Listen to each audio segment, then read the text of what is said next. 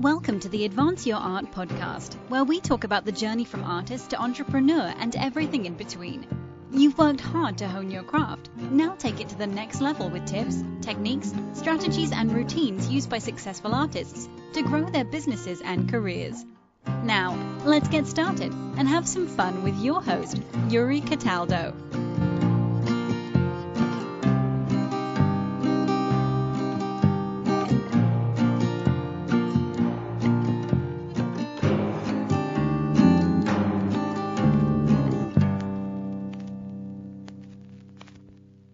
Well, hello, Michelle. Welcome to the podcast. How are you doing today? I'm good. How are you? I'm doing well. Thank you again for joining me. This is fantastic. So I would like to start off with a basic question of how it is that you describe what it is that you do. Well, survival jobs for actors actually came out of a personal need. I was in town. I had just gotten back in town after a gig, and I was like sitting on the floor of AYA looking for temp agency recommendations, and I was just like looking for ideas for survival jobs. So I went home and Googled around. I couldn't find anything, and so I thought there has to be a resource out there to help actors find survival jobs. And since there wasn't, I created survival jobs for actors. Yeah, that's great. I love it when people have this itching need and then suddenly decide to just, since they can't find it, just to create it themselves. That's amazing. And like, hopefully I'm like out there, like hoping I want to impart all of the knowledge that I've learned over the past 8 years. And like, I just want to like infuse that in every single actor and artist to empower them, basically. Sure. No, because I think it's wonderful. I always wish that I could have found additional jobs to do when I was only working in the arts, because it's difficult jumping from freelance gig to freelance gig, and especially when you're just starting out, because you don't know when the next job is coming. And it's so true. It's not like a 9 to 5 when it's like, okay, in 3 years I'm going to be an associate vice president, and then I can be a vice president, and then I can be CEO. Like, there is no set career path. And I think having the flexibility that financial stability gives you, and financial stability gives you options. Mm-hmm. And I think there's just something that is so overlooked in training. I know a lot of training programs, they teach the acting and the singing and the dancing. I come from a musical theater background, so I'm going to talk, in those terms. But I really don't think sometimes our training, it misses the business side of it, and it misses the financial side of it, and it misses the real life side of it. So I think that that's such a valuable part of being an artist. So I want to be there to support that. Mm-hmm. Oh, that's so true. I agree. Why is it, do you think, that universities and conservatories miss this so critical part?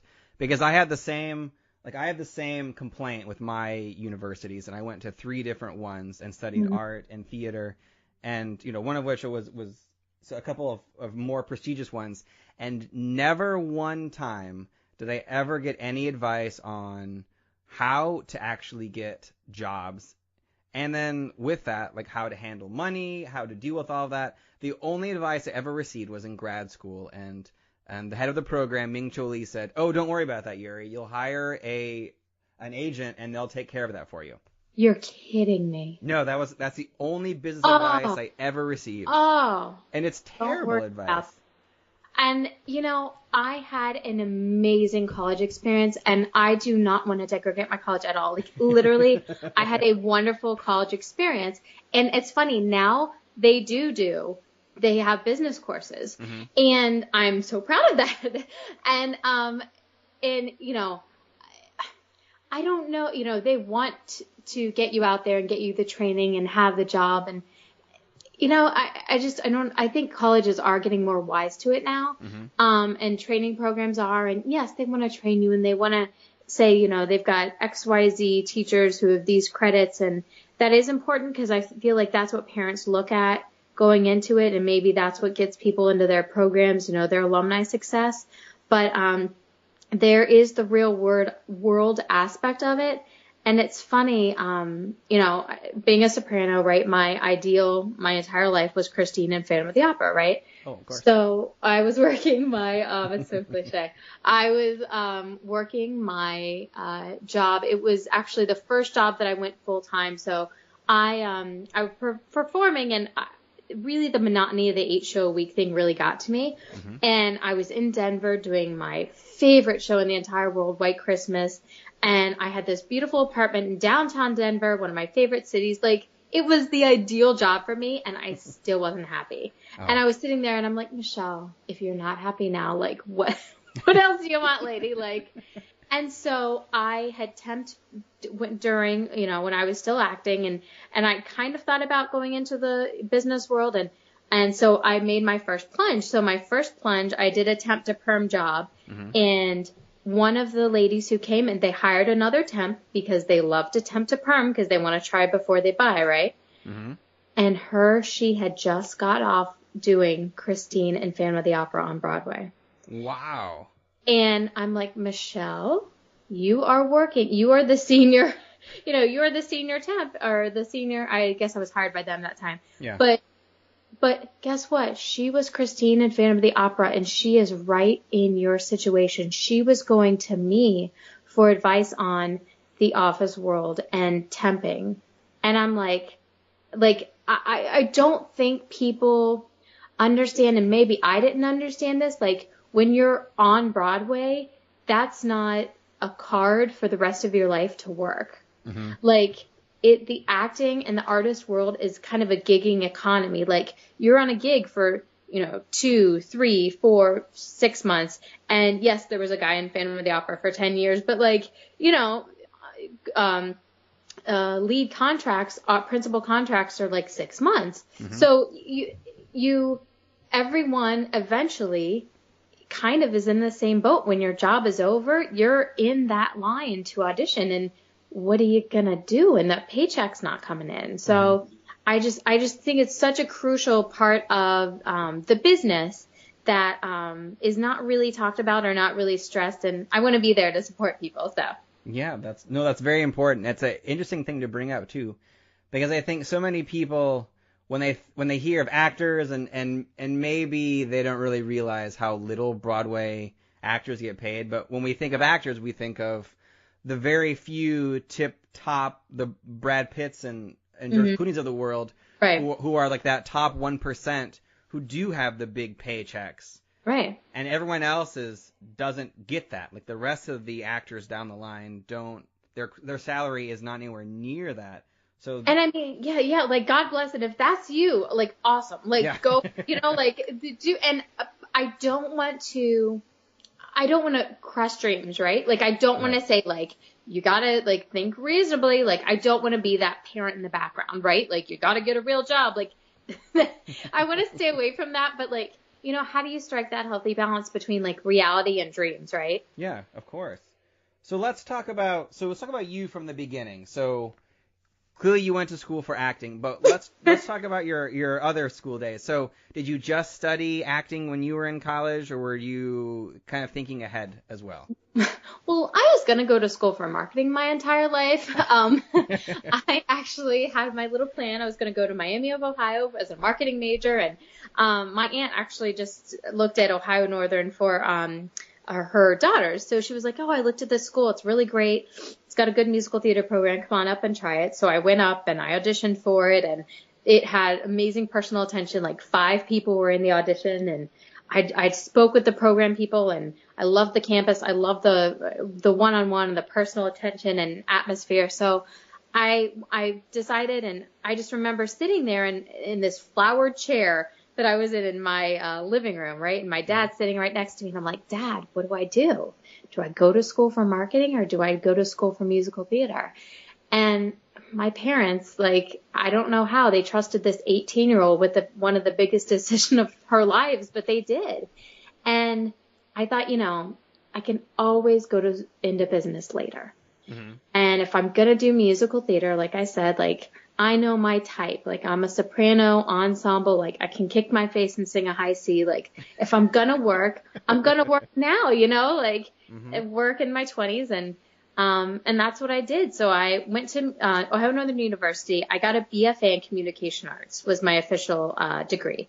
It was a concentration in musical theater, a minor in dance, and then I got a business option, which is like their version of a minor, because I knew I wanted to have that background as well. So that's what I graduated with. Wow, I honestly wish that I had that foresight back then when I was an undergrad to go, oh yeah, also, I probably should do this too. But I still went to the city and I didn't work or survival. So, like, I didn't even, like, that's why. So, okay, so let's fast forward. So I graduated from school and I drove across my state and I auditioned for this Carousel Dinner Theater. Mm-hmm. And they thought I was a local. This is a funny story. So they thought I was a local, and they said, okay, well, we want to offer you the jobs, $245 a week, and you're local, so you have your own housing, right? Because these places, they have a certain amount of equity gigs or equity contracts that they bring in people from the city, and then they fill their ensemble with non-equity, right? So I said, well, no, actually, I just graduated and I will need housing. And she said, okay, well, all right, never mind then. And she goes to hang up the phone. I said, well, wait. I said, if I get my own housing, can I have the job? And she thought about it and she was like, yeah, I guess so. So there was an extended stay suites, like down the road from this theater. It was $255 a week. So I actually was out $10 a week. Oh, I think it was like it was $250. So I was out $5 a week just to get the job. So I've never had that much gumption in my life. Like, I wish I still had that fire. But in working that job, one of the equity actors had her roommate just got the tour of Lion King, so she had a sublet. And then after that job ended, I packed up 2 suitcases and got on a plane and moved to the city. Wow. So you just fresh off of the finishing that last gig, you just jumped right into New York. Yeah, and you know, stupid me, and this is why I'm doing this. So I didn't know any better. Like, literally in college, I asked somebody when I looked at a backstage listing that said, like, submit your P&R. Like, I had to ask her what picture and resume meant. Like, I didn't know P&R meant. Like, that's how, like, green I was, right? So I go to the city, and I just, for dinner, I would go to the bodega down the street. I would get, like, chips and salsa and read my little backstage, right? Like, I didn't know any better. And I moved to the city. I was incredibly fortunate with some savings. And I blew through the entire thing because I didn't even know survival jobs existed. And I didn't know how to get one. I didn't know a thing about them. And I so want to prevent someone else from doing that. So please, if you're listening to this, and, like, don't blow through your savings. Like, whenever you have any sort of downtime, like, work your buns off and, like, get some cash stored up. So that's why I'm doing this. Literally, that motivates me. Like, I don't want someone to make the same mistakes that I did. So that's why I'm here. No, I think that's wonderful. I made this very similar mistakes going up. I didn't have the exact same kind of experience that you did, but right after undergrad, I got a position. It was a 1-year specialized internship at Juilliard. So then I moved everything to New York City. Mm-hmm. And Juilliard didn't pay, well, they paid something. Yeah. But it wasn't really enough to survive in New York City, which is... Yeah, I know. So it's like, you know, so they're attracting people like me who are like, yes, I want to go, and it's Juilliard, and it's amazing. And they're like, we'll give you like $100 a week. Also, you have to figure out your own housing and everything else. Wow. I know. Yeah, which is... You want to be able to have those opportunities. Like, but what kind of... Was it an amazing opportunity? I can't even imagine. It was. Studying at Juilliard was amazing. So I was there the same time Oscar Isaac was, and Regina Weasley. I got to hang out with him and a few other people, and it was an amazing experience. And I did end up getting jobs down the line. Now, I don't do design full-time, but I do it on occasion, and I'm the resident costume designer for Harvard dance program. Nice. Because the person who runs it, her name is Jill. I worked with her when she did a William Forsythe piece at Juilliard. And then 10 years later, we meet up again in Boston. She's like, I need someone